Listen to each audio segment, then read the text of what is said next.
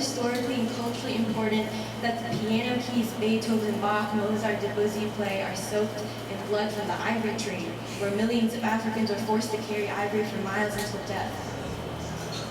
Paul Robeson also talks about the key limitations of Beethoven. He says, I remember writing, Mr. Beethoven, yes, he is a great composer, but he deals with themes. He has yet to develop them a bit, but he starts with a very simple theme. In those days, I didn't quite know it technically, but had a feeling. And I listened to all the music, and I'm still looking to find anywhere greater themes to start with than Deep River or Go Down Moses, where I'm a poor wayfaring stranger. So we are dealing with the people who come from great roots, end quote. The question is not whether there is impressive technicalities or mechanics to such music. The question is whether such technicalities are enough. What does such a culture where people are separated even when brought together to listen to Beethoven do to people? And what does such a culture reflect of the morals or lack thereof anchoring this civilization in this modern world? And instead, Robeson notes a special quality of Negro spirituals that is absent in what's considered the most sophisticated Western music, what's supposed to be the pinnacle of human progress. Robeson emphasizes that spirituals almost magically capture a root substance of what makes us human. It's as if you're getting so close to themes and feelings of humanity that you've reached the most condensed, pure form of human substance, and you feel deep in your heart the immense capacities we have and the distinctly higher human possibilities we can reach. Robeson specifically notes that this special quality has to do with the fact that it's coming from people with great roots, and this is something Du Bois talks about in The World in Africa, when he brings us back to the Gold Coast of Africa, which he calls possibly the last greatest ancient experiment in building a civilization anchored in peace and uplift. Art is not cultural production, as academics say, but it comes from and is seeped in everyday life and everyday people. The art of the Gold Coast of Africa, which even European scholars marveled at, could be seen in painting, sculpture, pottery, and hand-woven cloth, but it could also be seen in the work of iron molding and metal processing. It could be seen in stools, spoons, combs, wooden plates, doors, canoes, warrior boards, knives, drums, pots, weights, and scales, the walls of temples, the homes where people sleep at night. Mao Zedong also explains the purpose of art the way Robeson talks about what songs should do and reflect to people. Mao says, although man's social life is the only source of literature and art and is incomparably livelier and richer in content, the people are not satisfied with life alone and demand literature and art as well. Why? Because while both are beautiful, life as reflected in works of literature and art can and ought to be on a higher plane, more intense, more concentrated, more typical, nearer the ideal, and therefore more universal than actual everyday life. Revolutionary literature and art should create a variety of characters out of real life and help the masses to propel history forward. Unquote. This comes from a speech Mao gave at Yan'an in 1942 at a forum on art and literature. China was in the midst of the Long March, the Civil War, the Japanese invasion of China, and it's significant that amidst all of this, Mao finds it critical for the young army and communists to talk about art. The whole point of his speech is to say that building a great military of the people and a new political structure of the people aren't enough to build a new society that breaks from the past and breaks from a Western civilization built upon dominating the darker peoples of the world. He tells these young people in his ranks that a struggle for a new society needs to create a new culture of the people. And what he means by art and culture is a real understanding and feeling for the people. Not just a performance of what you think you should be feeling, but a brutally honest and enormous transformation of how you see yourself, the peasants, working class, and ideal full human relationships. This transformation of feelings, as Mao says, or of morals and principles, acts as the basis for a new higher culture. It's not about the technicalities or the mere mechanics of art, but instead about the spirit. This is such an important point for him that he gets really personal and talks about the way he's changed. Mao says, the more you put on the airs of a veteran before the masses and play the hero, the more you try to peddle such stuff to the masses, the less likely they are to accept it.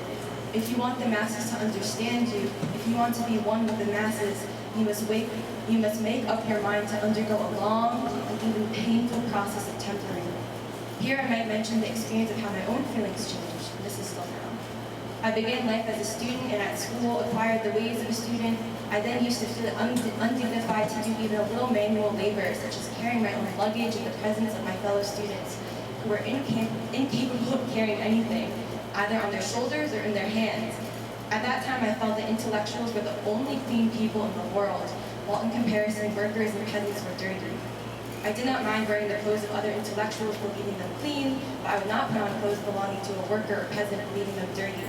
But after I became a revolutionary and lived with workers and peasants and with soldiers of the Revolutionary Army, I gradually came to know them well, and they gradually came to know me well too.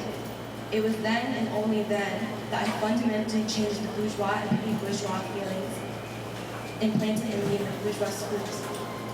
I came to feel that compared with the workers and peasants, the unremolded intellectuals were not clean, and that, in the last analysis, the workers and peasants were the cleanest people. And even though their hands were soiled and their feet were smeared with cow dung, they were really cleaner than the bourgeois and petty bourgeois intellectuals. That is what is meant by changing feelings. It changed from one class to another. If our writers and artists who come from the intelligentsia want their works to be well received by the masses, then this change and remold their thinking and their feelings. Without such a change, without such remolding, they can do nothing well and will be misfits. End quote.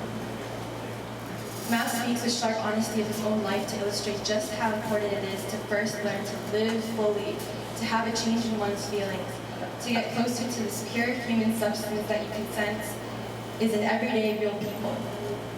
That's where he says creating a new culture for a new civilization that breaks from the West lies.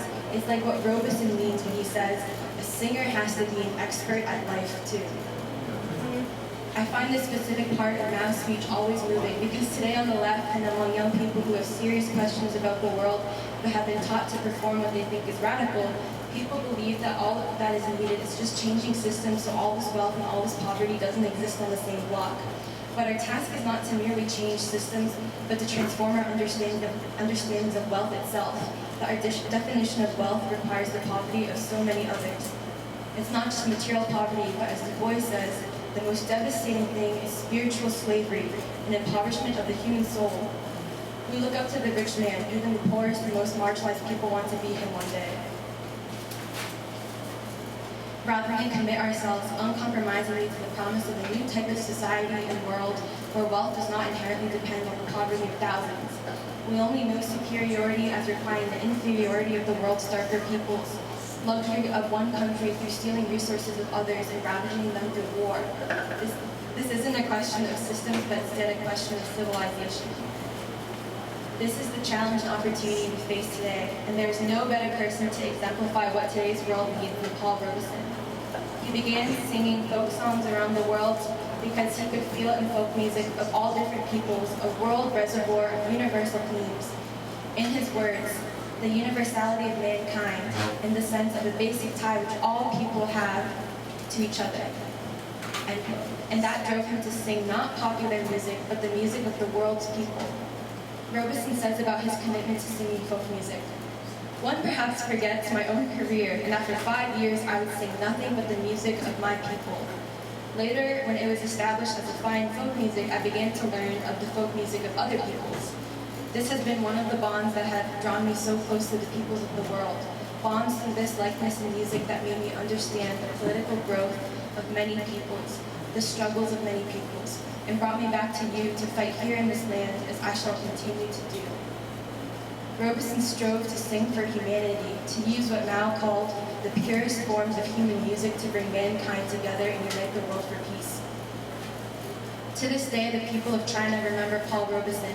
If not his name, they remember the warmth and depth of his voice, and they remember that he was an unwavering friend of Chinese people. The last time I was in Beijing, I was trying to ask my grandparents, uncles, and my dad if they knew Du Bois, who visited New China at age 91 with his wife, Shirley Graham Du Bois. And I was actually trying to use this fact to convince my grandma that her age of 89 wasn't that old. Because if Du Bois could fly halfway around the world at 91, then she could do who knows what. But they vaguely knew his name, and they immediately knew they vaguely knew Du Bois' name, but they immediately knew who Robeson was when I asked. My grandma's nurse even peeked out of my grandma's room to say that she remembered him because of his moving rendition of the Chinese national anthem. When Robeson first chose to sing Chi Lai, it wasn't the national anthem yet. Robeson wanted to hear some songs from the Chinese people in their struggle against the Japanese and foreign intervention. So this Chinese composer came to New York City and showed him a few songs of the struggle. And Robeson specifically asked to hear Chilai again and wanted to sing this song in his performances.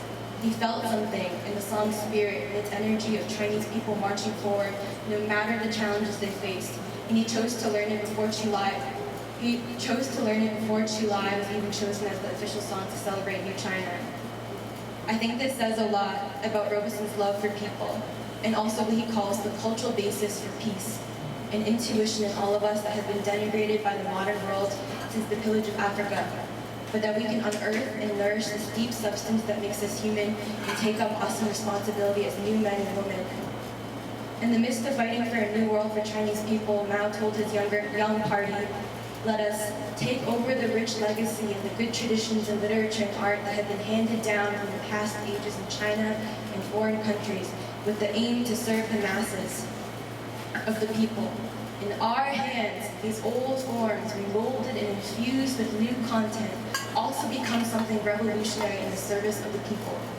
And this is our task, to unearth what Robeson talks about when he says that he didn't quite know it technically, but had a feeling that there's a world reservoir of peace that comes from folk music, folk culture, a way of living, and human relationships that come from ancient civilizations.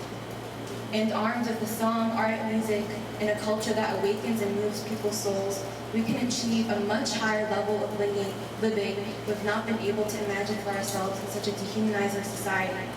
We can imagine a holy and fuller existence in life for us all, a world of peace that people deserve. And in our hands, we can infuse ancient traditions and past struggles with our analysis of this collapsing civilization, our clarity of what this world needs, and our love for humanity to create a new world of uncompromising peace and uplift, something truly revolutionary in the service of the people. And like Robeson says, peace has a strong cultural basis, and let us win that peace. Thank you.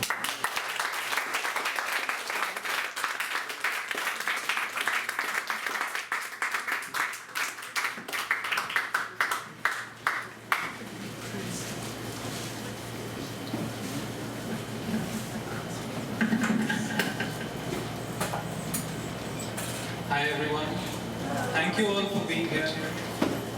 I want to begin today by talking about human freedom.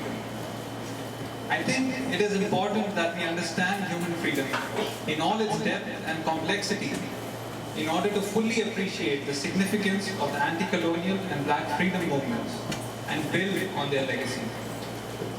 I will center my talk today on a quote from the great American writer James Baldwin. In No Name in the Street, he writes, "How can one say that freedom is taken, not given, and that no one is free until all are free, and that the price is high?" End quote. I want to try and understand the freedom that Baldwin is talking about by looking at how it was embodied in the lived struggles of the anti-colonial and black freedom movements. I want to begin with the second part, where Baldwin says, "No one is free until all are free." This is particularly important to understand today at a time when human freedom is too often confused with an individualistic freedom to consume what one wants, with the freedom to participate in a morally empty race for material comfort that is called the American dream, which is based on the denial of one's kinship to the rest of humanity. It is because of this distortion of the meaning of freedom that people today fail to recognize that the anti-colonial and black freedom movements did not seek to become like the white world, but that they were movements for the liberation of humanity. When Baldwin says, "No one is free until all are free," he is saying that all our lives are connected. He is saying what the great Dr. Martin Luther King Jr. was saying when he said, quote, "We are tied together in the single garment of destiny, caught in an inescapable network of mutuality. And whatever affects one directly affects all indirectly." End quote. This understanding of the interconnectedness of humanity was also central to Gandhi's conception of freedom.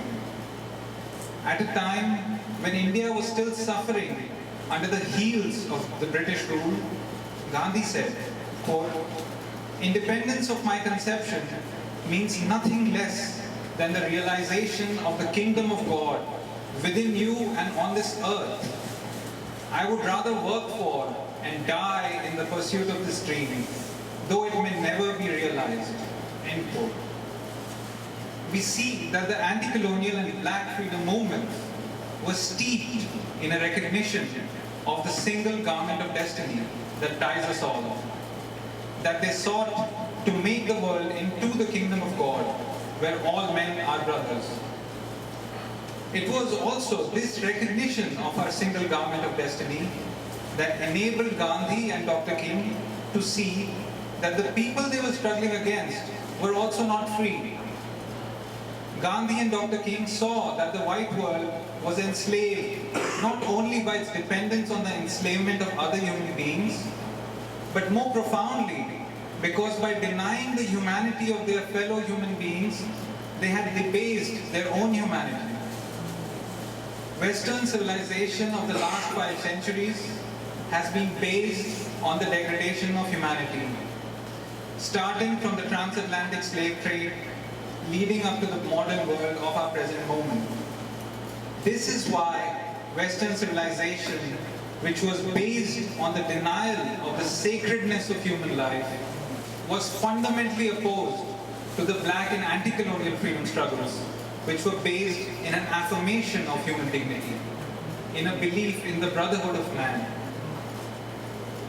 James Baldwin eloquently captured this collision between the black freedom struggle and Western civilization when he wrote, quote, "To be an Afro-American or an American black is to be in the situation intolerably exaggerated of all those who have ever found themselves part of a civilization which they could in no wise honorably defend, which they were compelled, indeed endlessly, to attack and condemn, and who yet spoke out of the most passionate love, hoping to make the kingdom new, to make it honorable and worthy of life." End quote. Gandhi clearly saw the opposition between the values of the Indian freedom struggle and those of Western civilization. He said, quote, "Modern civilization, as represented by the West of today, in my opinion, has given matter a place which by right belongs to spirit. It has therefore put violence upon the throne of triumph and held under bondage truth and innocence. It is this error which enfeebled India is trying to fight. And I have no doubt whatsoever that if those who are engaged in the fight remain true to their pledge, God will help them." End quote. The great Paul Robeson wrote of this spiritual decay of Western civilization, and I quote, "Somewhere, sometime, perhaps at the Renaissance, but I think much earlier, a great part of religion went astray. A blind groping after rationality resulted in an incalculable loss in pure spirituality. Mankind placed a sudden dependence of that part that was brain, intellect, to the discountenance of that part that was sheer evolved instinct and intuition. We grasped at the shadow and lost the substance. And now we are not even altogether clear what the substance was." End quote. This loss of human substance gradually made itself felt in the soullessness of artistic expression, and its effect can be seen in the art of our time. Speaking of a couple of acclaimed movies of the 1950s, James Baldwin wrote, quote, "These movies are designed not to trouble, but to reassure. They do not reflect reality, they merely rearrange its elements into something we can bear. They also weaken our ability to deal with the world as it is, ourselves as we are." End quote.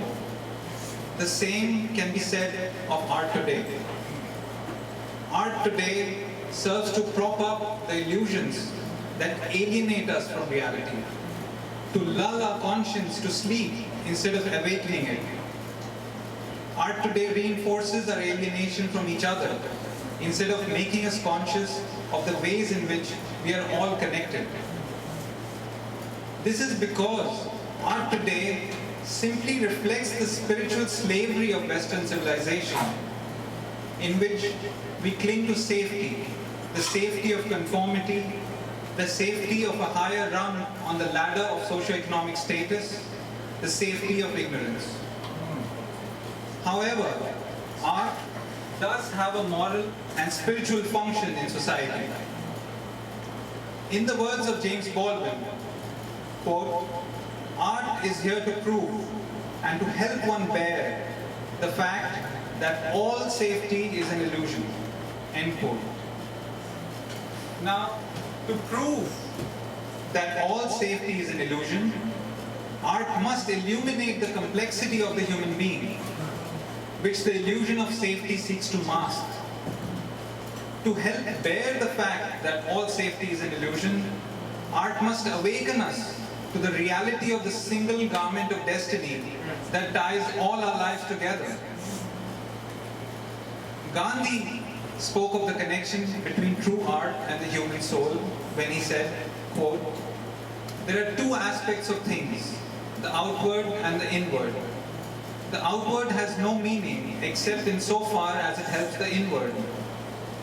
All true art is thus an expression of the soul," end quote. Today, we need art that helps grow our souls. I now want to come back to the quote on freedom that I started with. That freedom is taken, not given, and that the price is high.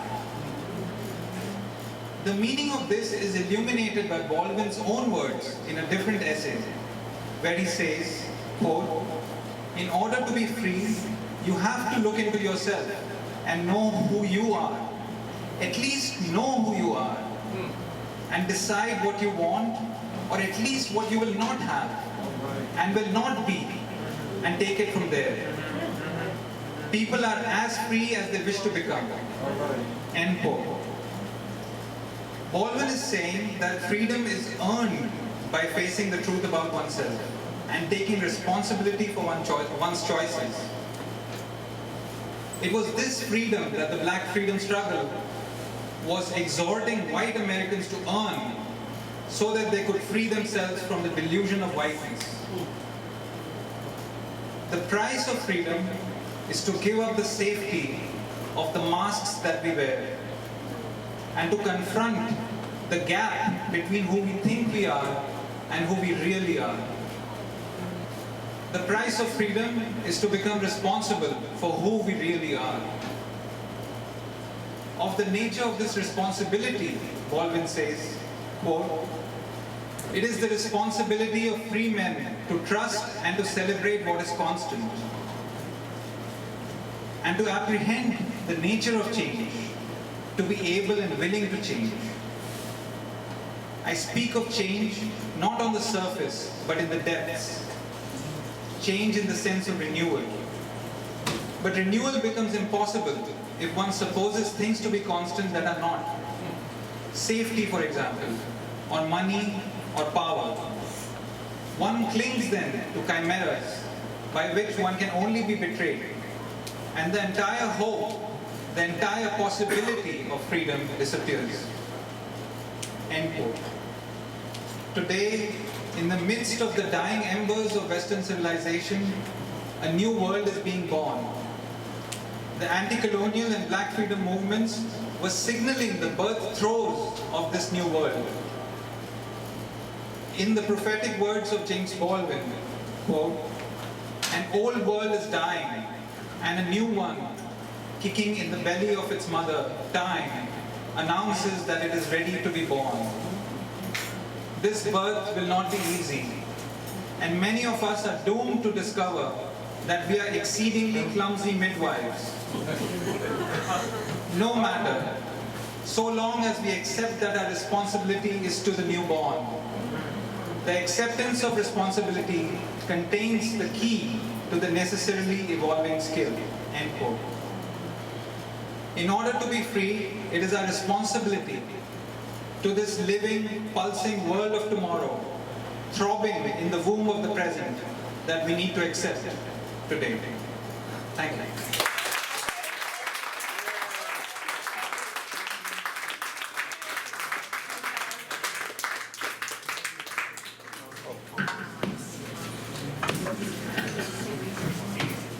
I'm really especially honored to be in the room with the three of you. So we just want to open up for discussion. If anyone has a question or wants to say something, you can address someone specifically or not.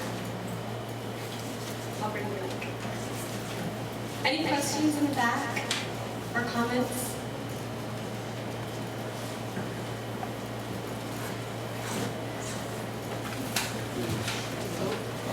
Greetings, comrade. Any of you could you answer about the relationship between Africans and African Americans, the Indians, solidarity during the African struggle? Any leader to mention or solidarity support? The relation between Africans, African Americans, and Asians, like a bundle. Can you repeat the question? Repeat the question, Samantha. Can you? A question on the solidarity between Indians, Africans, and Between African Americans. Asians, Africans, and African Americans. Asians, Africans, and African Americans. Any Solidarity, comments on yes. solidarity?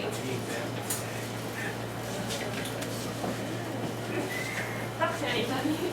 Also, someone from the audience can talk too. I mean, I know that that Du Bois, for example, is a figure that is revered in India and also worked for peace in Africa.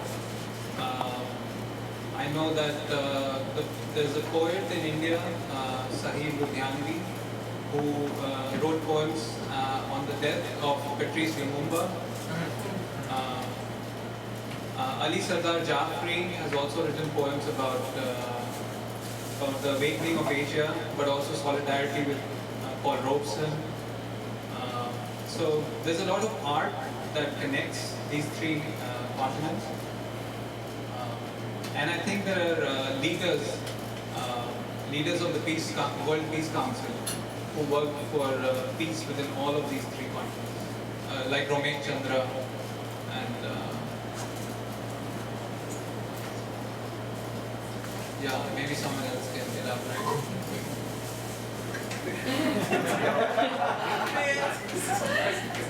Sure. I just like to speak a little bit about a man named P.S. Reddy, who I think he exemplifies everything we've been talking about. He's actually one of our last living legacies to this connection that Hridesh and everybody has talked about. He was basically, he was a part of the Indian freedom struggle, and he spent his youth, he actually was expelled from school for participating in a literacy campaign to help educate the Indian people against the injustice of British rule, and just help educate them in general so they could take their destiny into their own hands. And he was expelled by the British for this. But he said, there was a video that he recorded for us, and he said that he learned from his own freedom struggle never to make compromises on freedom, and also solidarity with other liberation struggles, which is why he spent most of his adult life championing the cause of freedom in South Africa, working to bring together the Indian and African American communities in a common cause against the apartheid regime. And that's actually how we met Dr. Montero, because Dr. Montero was, he collected signatures for Nelson Mandela's release from prison. So there are these great heroic figures, and he had said he was a Gandhian. His family were Gandhians, and they come from that very much living legacy. And so, so many figures like this, also nameless heroes who I think we just don't know today. I think also there's an ideological silence around these figures, which is why we're trying to study and learn and excavate these names and bring them to light.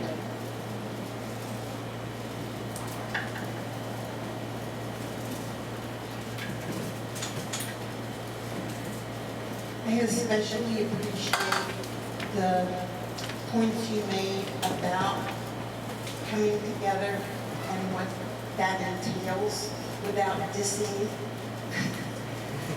or making heroes, particularly because what you talked about in my mind was the heart of the matter, because there are some significant faults with each of these heroes, and which distresses me for women's rights and class differences. And so what I loved was everything that you said, because it was the points that are the heart. Thank you so much.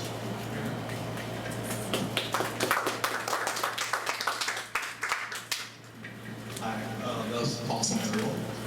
First of all, I think one of the biggest things that, at least from the takeaway from all your respective talks, is kind of like the significance, of this notion of kind of like the spiritual degradation of the West. And in terms of them talking about this question of the spirit, I think obviously this talk is very much focused on using art as an avenue to kind of rectify that. But then I was kind of curious about what's all of your respective opinions about religion or faith as an element in which you can also insert that type of, vivacity or energy, especially because I think you mentioned particularly about the importance of living life or embracing the fact that there is no safety. But then I think religion in itself is something that is, as like a cultural formation, it's there to impose a sense of safety. So I'd just be curious in terms of how you feel that as, what is a balancing act, or what can be done, and using religion as another avenue for this kind of like artistic,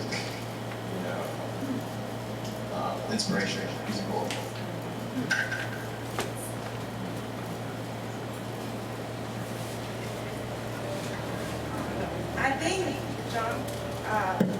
I think John Coltrane said something about his relationship to the church, and he was a jazz musician from the South, and I think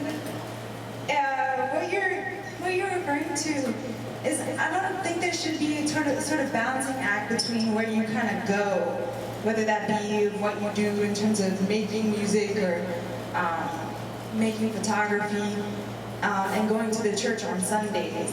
I mean, what is faith? And what is art? And what is its purpose in humanity as we strive for something greater? I think it's interesting though, because it doesn't, there isn't a type of boundaries between the two, I think. When we're talking about faith, when we're talking about like the creative process. So that's what I kind of respond to.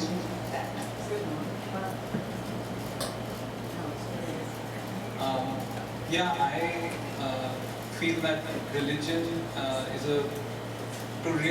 for me, religion is a very personal matter.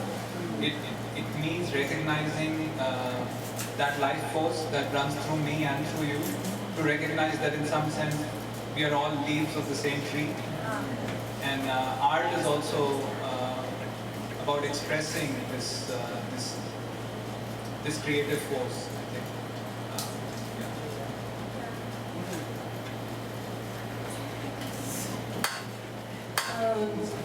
I just wanted to say that in terms of the church, especially in the life of Black people, throughout our history here, especially, in Buford Delaney, whom I'll talk about later on, he and his family saw the church as that was their community. Their family, the community, the church, social life.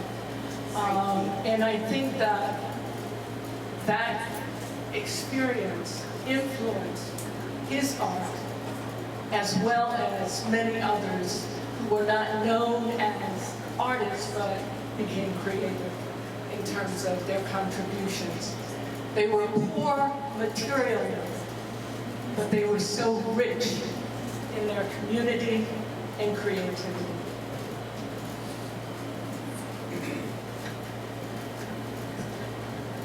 My second question.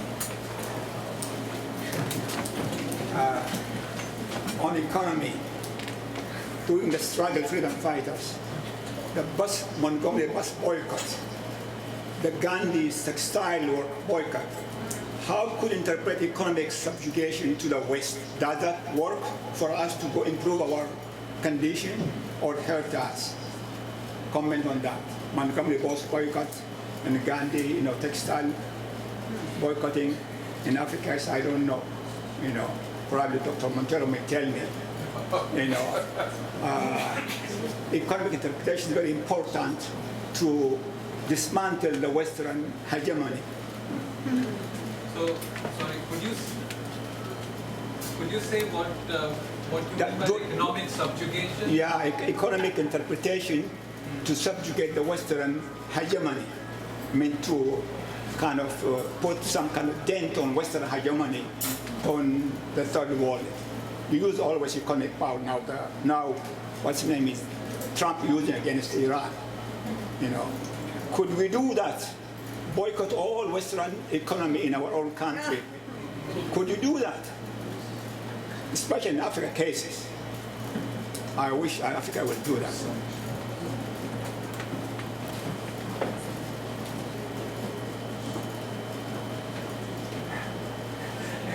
So, I think my understanding of non-violence is the way that Gandhi saw it, the boycott of foreign-made goods, was that he was doing it for the benefit, so non-violence fundamentally, I think, trusts in the power of transformation of the human soul, of the oppressor as well. And so whatever he saw as being morally right, he had to do that. And foreign-made goods were destroying India's industry, and they were also essentially the workers. So, before the Roundtable Conference, Gandhi visited Lancashire, the mill workers in Lancashire, and they, instead of being opposed to him, they were also with him, because he saw the oppressors that were oppressing India and these mill workers were the same. So I think he saw this boycott as being directed against, as being a force for moral good. And as long as one can have some understanding of that kind and work with that understanding, I think the same strategy can be applied. But it's not, I don't see it as a zero-sum game. I see it as something that is for the upliftment of all. And I think that's how, at least that's how I think Gandhi saw it.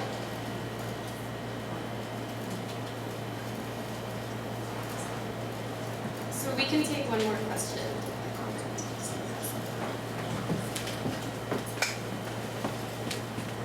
Well, first of all, thank you for all your speeches. I really appreciate all of that. But my question draws mainly from Serafina and also Emily's speeches. So I was wondering, do you think this creation of a new culture, does that require drawing from both Eastern and Western culture to create a new synthesis? Say it one more time, which kind of broke up. Sure.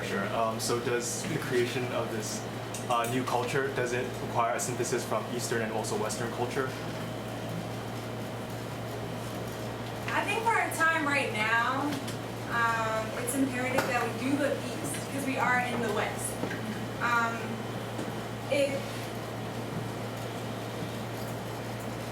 We could go into different theories of both, the East and the West and what they provide. But I think that to look beyond just ourselves, we'd have to still dig deeper within what India, China, Cambodia, in terms of their civilizational life world, what their moral compass was, to kind of connect us to a larger sense of humanity. That's what I think. Can I comment on that? The only way that we can have any chance of getting through the screens of what another culture is, instead of idealizing it, is to travel and live among one another. I am so grateful for Elsie Marie Robinson's giving up her high school experience, growing up and going to high school with all the kids she'd grown up with, to integrate my high school class in Little Rock, Arkansas. The Central High 9 are in the books, but Elsie's not. And she came to my class, and one female student came to 11th grade, one to 12th. 3 girls integrated my entire new high school. But I learned from her, and I travel, and I don't just go traveling with tours. I try to travel and be among the people so I can get a sense of what the frames of reference are. If we don't mix together, we don't have a chance. But I'm also talking about the freedom of Black people. So I won't have to go, I don't feel like it's necessary for me to learn about physically what's happening right now in the 21st century. I'm referencing Kwame Nkrumah, Muhammad Ali, and Pandit Nehru, and what their studies were. Oh yes, oh definitely. But if I had moved to this city where I can come and go in a totally diverse community, socioeconomically diverse, racially diverse, religiously diverse. I can walk along and see that a woman is covered and, no, I don't care. That's her choice. We're women. We're together on the street. We can interact. And only as we interact can we live the way those points that you're referring to really mean. We have to do it. We can't talk about it. So you're talking about the understanding of other peoples. Yes, and even just, yes, we have to be together because those statements that you're quoting, all that you said, every single thing you said, it's the only way we can make it happen is to live it. We have to find ways to live it and break down our screens because we just can't even, we don't know what our screens are. Thank you. So we'll have unless anyone else wants to say anything, we'll have a 10-minute break now. Yeah, there's a bathroom over there.